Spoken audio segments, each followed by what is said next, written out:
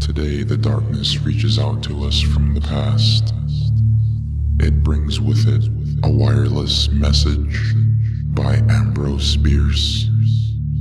He was a journalist, satirist, and prolific writer of short stories. Bierce disappeared in Mexico in 1913, and although there has been much speculation about what happened to him, it is unlikely that anyone will ever learn the truth, and his fate remains a mystery to this day.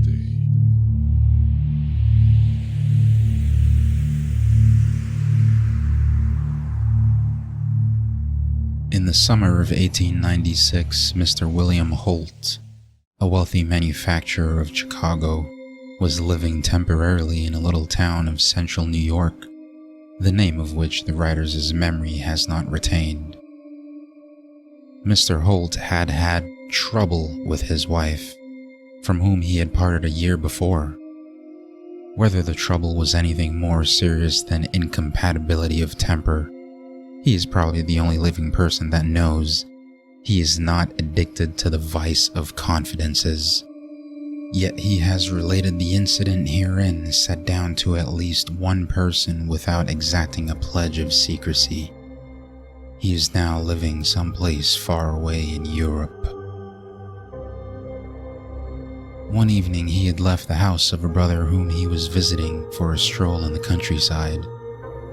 It may be assumed, whatever the value of this assumption in connection with what is said to have occurred, that his mind was occupied with reflections on his domestic infelicities and the distressing changes they had wrought in his life. Whatever may have been his thoughts, they so possessed him that he observed neither the lapse of time nor whether his feet were carrying him.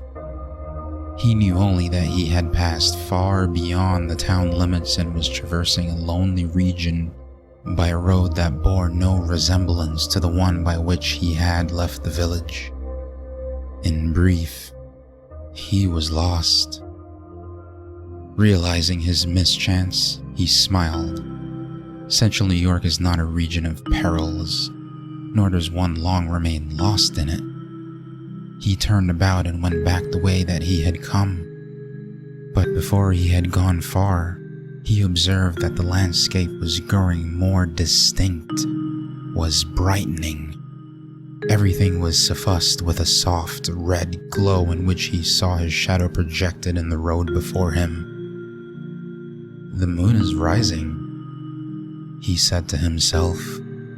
Then he remembered that it was about the time of the new moon, and if that tricksy orb was in one of its stages of visibility, it had set long before.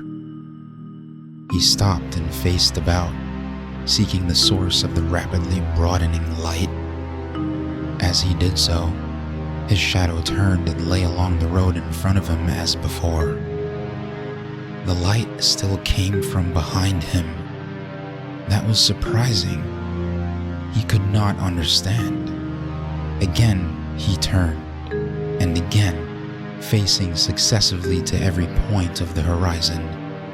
Always the shadow was before, always the light behind, a still and awful red. Holt was astonished.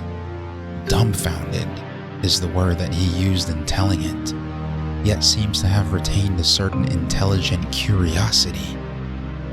To test the intensity of the light whose nature and cause he could not determine, he took out his watch to see if he could make out the figures on the dial. They were plainly visible. and the hands indicated the hour of 11 o'clock and 25 minutes. At that moment, the mysterious illumination suddenly flared to an intense and almost blinding splendor, flushing the entire sky, extinguishing the stars and throwing the monstrous shadow of himself athwart the landscape. In that unearthly illumination, he saw near him, but apparently in the air at a considerable elevation, the figure of his wife, clad in her night clothing and holding to her breast the figure of his child. Her eyes were fixed upon his with an expression which he afterward professed himself unable to name or describe, further than it was not of this life. The flare was momentary, followed by black darkness, in which, however, the apparition still showed white and motionless. Then by insensible degrees it faded and vanished, like a bright image on the retina after the closing of the eyes. A peculiarity of the apparition, hardly noted at the time but afterward recalled, was that it showed only the upper half of the woman's figure. Nothing was seen below the waist. The sudden darkness was comparative, not absolute, for gradually all objects of his environment became again visible. In the dawn of the morning, Holt found himself entering the village at a point opposite to that which he had left it. He soon arrived at the house of his brother, who hardly knew him. He was wild-eyed, haggard, and gray as a rat. Almost incoherently, he related his night's experience. His brother exclaimed, "Go to bed, my poor fellow, and wait.